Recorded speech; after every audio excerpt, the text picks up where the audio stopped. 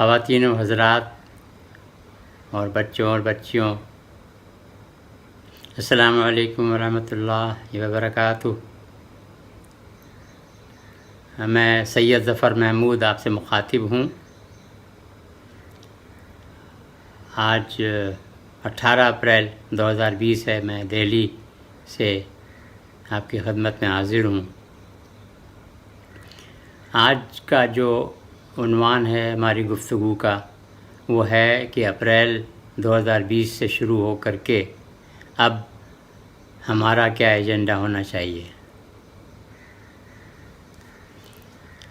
اس وقت اپریل 2020 میں ہم ہندوستانی مسلمانوں کو تسلیم کرنا ہوگا کہ ہمارا ملک ہمارے لیے تیزی سے بدل رہا ہے۔ مستقبل کی ملی نسلوں کی زندگی بہتر بنانے کے لیے ہمیں فی الوقت بڑی سمجھداری و مصلحت سے کام لینا ہوگا۔ صلح حدیبیہ یعنی ٹریٹی آف حدیبیہ کا مقصد عظیم ہمیں ذہن نشین کرنا ہوگا۔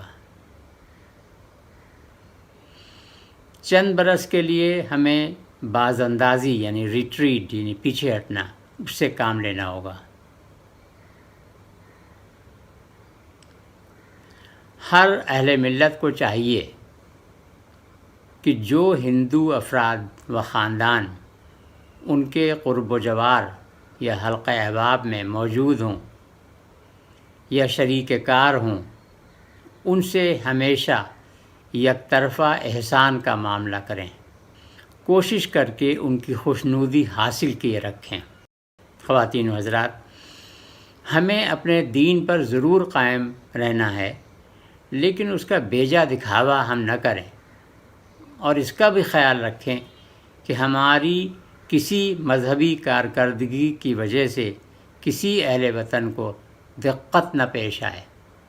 ہمیں عیسائی، سکھ اور دلت بہن بھائیوں، بزرگوں اور بچوں کی طرف بھی مائل ہو کر پیش قدمی کی بنیاد پر ان سے بھائی چارہ اور ان کے ساتھ روزمرہ کا رکھ رکھاؤ بڑھانا ہوگا۔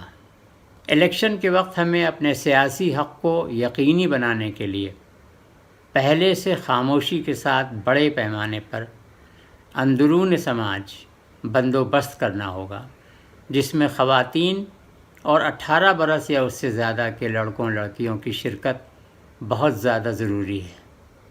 سماج کو اندر سے مضبوط کرنے کے لیے ملت کے اہل استطاعت خواتین و حضرات یعنی well placed men and women کو سورہ البقرہ کی آیت 219 کی مکمل پاسداری کرتے ہوئے اپنی زمین جائیداد کا بڑا حصہ ادارہ ساز فلاحی پروجیکٹوں کے لیے وقف کرنا ہوگا۔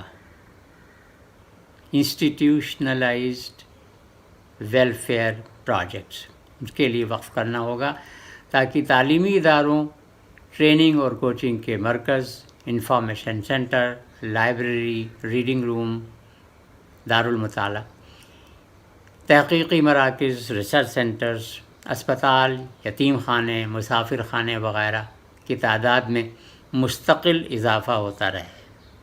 مساجد و خانقاہوں کی عمارتوں و احاطوں کا استعمال تعلیم و تربیت کے لیے بھی کرنا ہوگا۔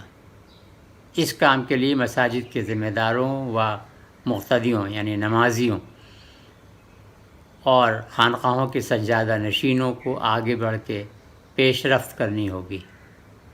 ملت کی تعلیم یافتہ نوجوان لڑکوں اور لڑکیوں کو سرکاری دفتروں، پولیس، عدالتوں و فوج میں تعینات کروانے کے لیے دور اندیش اجتماعی اقدامات کرنے ہوں گے۔ خطبہ جمعہ کو ملی تربیت کا مجرب آلہ بنانے کے لیے اس کے ہفتے وار موضوعات کی تحقیق شدہ تیاری قبل از وقت کرنی ہوگی۔ نماز میں پڑھی جانے والی آیات میں دیے گئے پیغام الہی کو خطبے کے دوران نمازیوں کو سمجھانا ہوگا۔ علماء کرام، ائمہ و خطبہ صاحبان کو سائنس، ٹیکنالوجی و حالات حاضرہ سے اپنے کو روشناس و آراستہ کرتے رہنا ہوگا۔ قرآن کریم و حدیث نبوی صلی اللہ علیہ وسلم کی روشنی میں امور شریعت پر اجماع یعنی کانفلیکس کا تصور تب ہی مکمل مانا جائے جب تمام عالم اسلام کے علماء کی رائے اس میں شامل ہو۔ اسے مصنوعی جغرافیائی حدود کی بندشوں سے آزاد کرنا ہوگا۔ اس طرح جدید ترین ایجادوں و تصورات کی روشنی میں تیز ترقی پذیر عصری تقاضوں ماڈرن چیلنجز کو احکام شریعت میں شامل کر کے اس کی کشادگی کو ہمیں فروغ دینا ہوگا۔ خواتین و حضرات، مدارس اسلامیہ کے استحکام پر ہی ملی مضبوطی کا انحصار ہے، لہٰذا ان کے نصاب میں دینی تعلیم کے ساتھ انگریزی، حساب، میتھمیٹکس، سائنس، کمپیوٹر، مصنوعی ذہانت، آرٹیفیشل انٹیلیجنس و سماجیات، سوشل اسٹڈیز کی شمولیت کو یقینی بنانے کا کام اور ان طلباء کو NIOS national institute of open schooling سے 10واں و 12واں درجہ بھی پاس کروانے کا کام ملت کے لوگوں کو اپنے ذمہ داری کے طور پر تسلیم کرنا ہوگا۔ اوقاف کی نگہداشت میں ہمیں انفرادی دلچسپی لینی ہوگی۔ ہر ضلع میں 3-4 افراد بھی اس کام پر انہماک سے لگ جائیں گے تو چند برس میں ہی صورتحال بہتر بنائی جا سکتی ہے۔ میڈیا کا رخ ملت کے تئیں متعصب یعنی پریجوڈسڈ نہ ہو، اس کے لیے ہر ضلع میں چند افراد کو اپنے کو اسی کام کے لیے مختص کرنا ہوگا۔ خواتین و حضرات، وجود افراد کا مجازی ہے، ہستی قوم ہے حقیقی، فدا ہو ملت پہ یعنی آتش زنے طلسم میں مجاز ہو جا۔